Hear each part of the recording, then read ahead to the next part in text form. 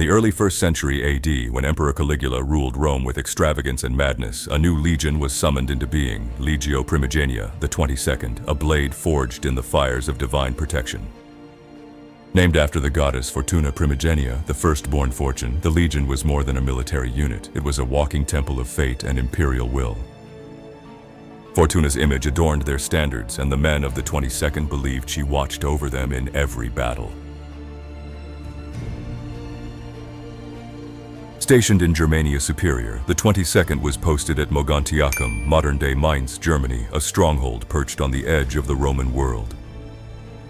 This was not a peaceful post. Beyond the rivers lay the Germanic tribes, fierce, wild, and unbroken. The legion became the shield of Rome's northern frontier, standing against countless incursions, the Chatti, the Alemanni, the Franks.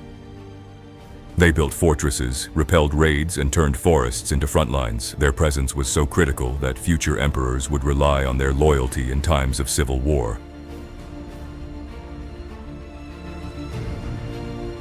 Alas, the year of chaos. Rome was a storm of ambition. Galba, Otho, Vitellius, and Vespasian all claimed the throne. The empire splintered and legions chose sides.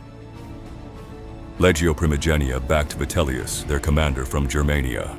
They marched for him, fought fiercely at the First Battle of Bedriacum, and though Vitellius would eventually fall, the 22nd's loyalty marked them as a force not of convenience, but of conviction.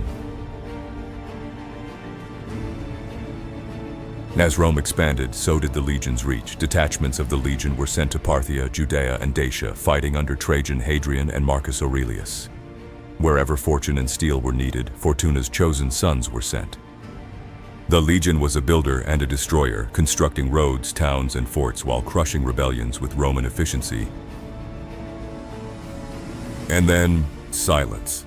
After nearly 3 centuries of service, the name of Legio Primigenia vanishes from Roman records. Some say they were destroyed in a Germanic uprising. Others whisper that they defied Rome, their standard lost in the forests of the Rhine. One chilling theory links their end to the Battle of Argentoratum, 357 AD, where Emperor Julian faced the Alemanni. The 22nd isn't listed among the legions present. Had they already fallen? No official record confirms their fate. Like a fire that burns brightly and vanishes into smoke, the 22nd slipped into legend.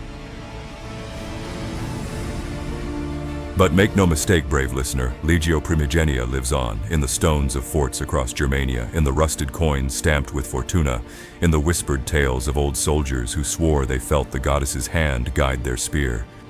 They were the children of fate, the guardians of empire, the steel-clad priests of fortune.